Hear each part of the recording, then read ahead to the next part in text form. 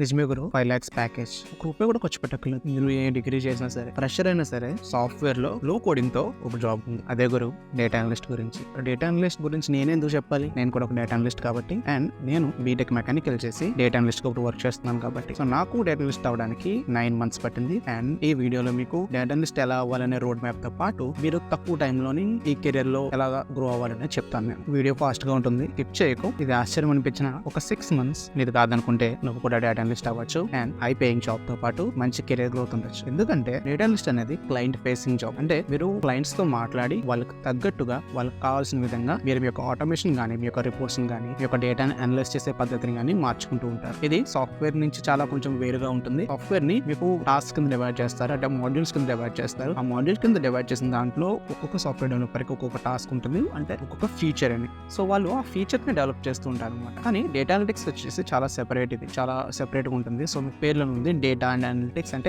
డేటాని అనలైజ్ చేయాలి, ఒక కంపెనీలో డేటాని మీరు అనలైజ్ చేయాలి. ఆ అనలైజ్ చేసిన డేటాని మీకు అర్థమవుతుంది, కానీ మీకు అర్థమైతే యూజ్ ఏముంది గురు, అదే మీ కంపెనీ సీనియర్ మేనేజ్మెంట్ కదా అర్థం కావాలి. సో ఇక్కడే మీ రోల్ ఉంటుంది. మీరు ఆ డేటాని అనలైజ్ చేసిన తర్వాత కొన్ని విజువలైజేషన్ టూల్స్ యూస్ చేసి కొన్ని గ్రాఫ్స్ అండ్ చార్ట్స్, అంటే మీరు పవర్ పాయింట్ లో చూస్తుంటారు కదా, సో చార్ట్స్ అనేవి ఎక్సెల్ లో కానీ, సో ఆ చార్ట్స్ లాగా మీరు ప్రిపేర్ చేసి అది మీ సీనియర్ మేనేజ్మెంట్ కి సబ్మిట్ చేస్తూ ఉండాలి. అప్పుడు మీ సీనియర్ మేనేజ్మెంట్ మీరు చేసిన రిపోర్ట్స్ చూసి వాళ్ళ కంపెనీ యొక్క డైరెక్షన్ ఇటువైపు మార్చుకోవాలని చెప్పి వాళ్ళు డిసైడ్ అవుతుంటారు. సో అది డేటా అనలిస్ట్ యొక్క ప్రొఫైల్. ఈ జాబ్ లో 30% కోడింగ్ ఉంటుంది, 30% కమ్యూనికేషన్ ఉంటుంది, 40% వచ్చి మీకు డేటాని అనలైజ్ చేయడం ఉంటుంది. మరి ఏం నేర్చుకోవాలంటారా? చాలా సింపుల్ గా చెప్పేస్తాను. డేటా అనలిటిక్స్ లో మీరు నేర్చుకోవాల్సినవి చాలా తక్కువ, 6 to 7. సో బేసిక్ గా మీరు స్టార్ట్ అవుతున్నప్పుడు కాబట్టి స్టాటిస్టిక్స్, అనలిస్ట్ అంటేనే మ్యాథ్స్ గురు, మ్యాథ్స్ లేకపోతే బిజినెస్ ఎక్కడ ముందు కలుగుతుంది చెప్పు. సో స్టాటిస్టిక్స్ రావాలి. ఎక్సెల్ ఇది యూస్ చేయలేని కంపెనీ ఉండదు. ఇప్పటికి కూడా నేను వచ్చేస్తున్న గ్రూప్ ప్రాజెక్ట్స్ లోని మాక్సిమం 100లో 80% అన్ని ఎక్సెల్లోనే జరుగుతాయి. ఎందుకంటే ఎక్సెల్లోనే ఆటోమేషన్స్ అండ్ ఎక్సెల్లోనే రిపోర్ట్స్ సీనియర్ మేనేజ్మెంట్ కావాలంటారు. ఎందుకంటే ఇప్పుడు మనకున్న సీనియర్ మేనేజ్మెంట్ అందరూ మీకు వచ్చి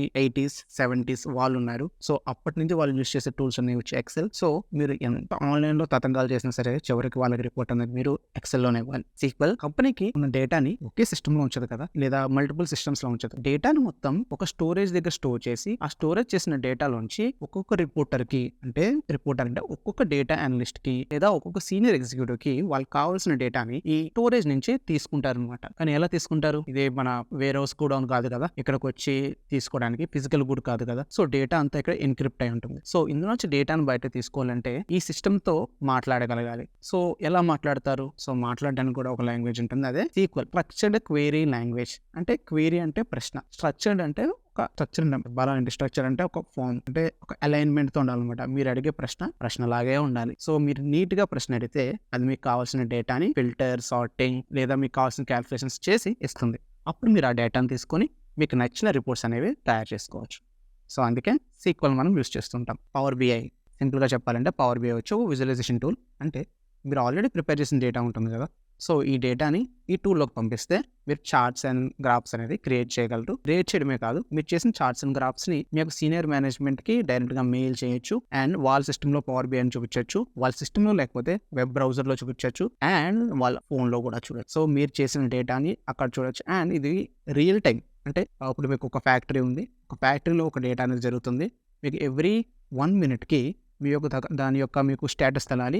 సో అది కూడా దీన్ని చేయొచ్చు అనమాట. పైథాన్ తెలిసిందే కదా గురు, పైథాన్ గురించి తెలియదు ఎవరికి ఉంటుంది. సో పైథాన్ వచ్చి మీకు ఎక్సెల్, సీక్వెల్ వీటికి మించి మీరు క్యాలిక్యులేషన్స్ చేయాలంటే కంపల్సరీ పైథాన్ వచ్చి ఉండాలి. సో పైథాన్ అనేది మీకు ఫస్ట్ కాదు, లాస్ట్ లో పెట్టుకోండి. మీరు డేటా అనలిటిక్స్ లో లాస్ట్ లో ఈ టూల్ పెట్టుకుంటే సరిపోతుంది. అండ్ నెక్స్ట్ వచ్చి మీకు టాబ్లూ, సేమ్ టాబ్లూ కూడా పవర్ బిఐ లాగే visualisation tool. Tableau western countries లో యూస్ చేస్తూ ఉంటారు. మన టీసీఎస్, ఇన్ఫోసిస్ వీటిల్లో అయితే మనకి టాబ్లూకి కొంచెం పవర్ బిఐ మీద డిమాండ్ ఉండొచ్చు. కానీ పవర్ బిఐ చాలా ఇయర్స్ నుంచి నెంబర్ 1 పొజిషన్ అనేది ర్యాంకింగ్ చేస్తూ ఉంటుంది అనమాట. అండ్ మోస్ట్ ఇంపార్టెంట్లీ ఈ డేటా అనలిటిక్స్ లో మనం ఎప్పుడూ కొత్త టెక్నాలజీస్ యూస్ చేస్తూ ఉండాలి అని ఎందుకు అంటున్నానంటే మనం నేర్చుకోవాలి కాబట్టి. నేర్చుకోని గురువు నేను ఎంతే ఉంటారు గురు అంటే తప్పదు గురు, జాబ్లో తీసేస్తారు. కంపల్సరీ కొత్త టెక్నాలజీస్ నేర్చుకోవాలి. సో డేటా అనలిటిక్స్ లో మీకు ఇందులో కూడా AWS ఉంటుంది, మీకు GCP ఉంటుంది. నేను ఇందాక చెప్పాను కదా, స్టోరేజ్ ఉంటుంది, డేటాను బయటకు లాగాలి, దాన్ని వాడుకోవాలి అని చెప్పి. సో ఆ స్టోరేజ్ అనేవి ఇక్కడ మనం AWS and GCP, Google cloud, మనకి గూగుల్ క్లౌడ్లో బ్యాకప్స్ అండ్ AWSలో పెడుతుంటారు అనమాట. సేమ్ సీక్వెల్ లాగా ఉంటుంది లాంగ్వేజ్ కూడా. బేసిక్ సీక్వెల్ ఏ వచ్చిన సీక్వెల్ నుంచి వస్తాయి. ఆల్మోస్ట్ అన్ని డేటాబేస్తో మీరు మాట్లాడే లాంగ్వేజెస్ అనేవి సీక్వెల్ లాగా ఉంటాయి. సో మీరు కంపల్సరీ AWS రెండిట్లో కొంచెం ఏదో ఒకటి నేర్చుకోవాలి, లేకపోతే పని అవ్వదు. అండ్ ఏ పేస్ మీద లైట్ బిట్ ఆఫ్ ఇన్ఫర్మేషన్ ఉంటే చాలు. అంటే ఫ్రెషర్కి మరీ అంత అవసరం లేదు, కానీ కనీసం మీకు క్లౌడ్ నుంచి డేటాని ఎలా తీసుకోవాలి, ఎలా పంపించాలి, కొంచెం డేటాబేస్ ఎలా మెయింటైన్ చేయాలని మాత్రం కంపల్సరీ ఉండాలి. ఎందుకంటే డేటా అనలిస్ట్ అంటేనే కదా మీరు డేటా అంటే ఏం చేయాలి. సరే, మరి జాబ్ ఎలా ఉంటుందో తెలిసింది, జాబ్లో టూల్స్ ఏం నేర్చుకోవాలో తెలిసింది, కానీ అసలు ఈ జాబ్ని మీరు కొట్టాలంటే చేయాల్సింది ఏంటి? సో బేసిక్గా ఫస్ట్ స్టెప్ వచ్చి గోల్ సెట్టింగ్. గోల్ సెట్టింగ్ అంటే మీరు డేటా అనలిస్ట్ ఎందుకు అవ్వాలనుకుంటున్నారు? ఇప్పుడు డిమాండ్ ఉందని అవ్వాలనుకుంటున్నారా, లేదా జాబ్ ఎక్కువ ఉన్నాయని అవ్వాలనుకుంటున్నారా, లేదా ఫ్యూచర్లో మనకి ఈ ఏఐ వల్ల పోయే జాబ్స్లో ఇది కొంచెం లాస్ట్లో ఉంటుందని మీరు అనుకుంటున్నారా? సో ఏ విధంగా అనుకుంటున్నారు? ఇప్పుడు మీరు ఓన్లీ నాకు డబ్బుల కోసమే కావాలి, నాకు డేటా మీద పెద్ద ఏం ఇంట్రెస్ట్ లేదు, అయినా నేను చేసేస్తాను చెందేస్తానంటే, సో ఇది లాంగ్ ప్రాసెస్. మీకు ఇది చేయడానికి మినిమం 6 to 7 months పడుతుంది నేర్చుకోవడానికి. సో ఈ టైంలో మీకు చిరాకు రావచ్చు, అసహ్యం అనిపించవచ్చు. సో ఇలా మీరు మొదలెట్టి చివరిదాకా వెళ్ళి మీరు టైం వేస్ట్ చేసుకునే బదులు ఫస్ట్‌లోనే ఎగ్జిట్ అయిపోండి. మీకు డేటా మీద ఇంట్రెస్ట్ ఉండి, మీకు తెలిసిన విషయాన్ని నలుగురికి చెప్పడానికి, లేదా నలుగురికి అర్థమయ్యేలా చెప్పడానికి మీరు ఎంజాయ్ చేస్తేనే మీకు ఇది డేటా అనలిస్ట్ ఫీల్డ్ అనేది యూజ్ అవుతుంది. అండ్ చెప్పాను కదా, కంటిన్యూస్‌గా లెర్నింగ్ ఉండాలి. కంటిన్యూస్‌గా అంటే రోజు రోజు కొత్త టెక్నాలజీస్ ఏం రావు. ఎప్పుడైనా సరే వచ్చే అప్డేట్స్‌ని ఫాలో అయితే సరిపోతుంది. సో అలా అయితేనే మీరు ఇది బాగుంటుంది. అండ్ ఈ గోల్ సెట్టింగ్ ఎందుకు ఇంపార్టెంట్ అంటే, మీరు ఏదైతే గోల్ తీసుకొని మీరు 6 months ట్రావెల్ అవుతారో, అదే మీకు డేటా కెరీర్‌లోని మీకు రీచ్ అవ్వడానికి యూజ్ అవుతుంది. అంతా బాగానే ఉంది కానీ బాబాయ్, ఫ్రీ కోర్సెస్ ఎక్కడ అంటారా? చెప్తాం గురు. సో ఫ్రీ కోర్సెస్ వచ్చి మీకు బేసిక్గా కోర్సెరా నుంచి ఉంది. సో కోర్సెరాలోని మీకు గూగుల్ డేటా అనలిటిక్స్ సర్టిఫికేషన్ ఉంటుంది. ఈ సర్టిఫికేట్ వచ్చి మీకు గూగుల్ ప్రొవైడ్ చేస్తుంది.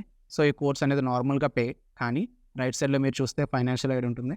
సో ఈ ఫైనాన్షియల్ ఎయిడ్ మీకు రావాలంటే మీకు కష్టపడక్కర్లేదు గురు. ఆల్రెడీ గూగుల్‌లో చాలా ఆన్సర్స్ ఉన్నాయి.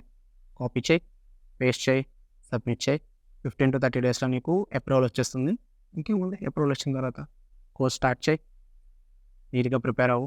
నీట్‌గా ప్రిపేర్ అయిన తర్వాత కోర్సు కంటెంట్ వచ్చింది కదా గురు, మరి ప్రాజెక్ట్స్ ఉండాలి కదా.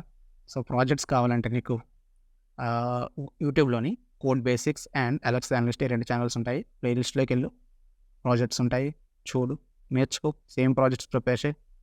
అంతెందుకు గురువు, నీకు ప్రాజెక్ట్స్ కావాలంటే నీ చుట్టూ ఉన్న రియల్ టైంలోనే చూడొచ్చు. అంతెందుకు మన ఆంధ్రప్రదేశ్ పాలిటిక్స్నే చూసుకో, నీకు ఈజీగా నువ్వు ఒక ప్రాజెక్ట్ అనేది చేసేస్తావు. అంతా బాగానే ఉంది గురు, ఇప్పుడు ప్రాజెక్ట్స్ కూడా ఉన్నాయి మన చేతిలో. మరి నెక్స్ట్ చేయాల్సింది ఏంటి? రెజ్యూమే. స్కిల్స్ అండ్ ప్రాజెక్ట్స్ ఉంటే పని అవ్వదు, నీకు మంచి రెజ్యూమ్ కూడా ఉండాలి. ఎక్కువ కష్టపడకు. నేను ఆల్రెడీ కింద లింక్ ఇచ్చాను, లింక్ అది బ్లాగ్ పోస్ట్ది. అందులో నీకు కావాల్సిన అది చెప్పాను కదా, ప్లేలిస్ట్, ప్రాజెక్ట్ ప్లేలిస్ట్లో యూట్యూబ్ ఛానల్స్ లింకులు అండ్ ఈ రెజ్యూమే టెంప్లెట్స్ కూడా ఉన్నాయి. డౌన్లోడ్ చేసుకో, జస్ట్ పేరు మార్చు, కింద నీకు కావాల్సిన అకాడమిక్స్ మార్చు, డన్, అయిపోయింది. రెజ్యూమ్ కూడా అయిపోయింది గురు.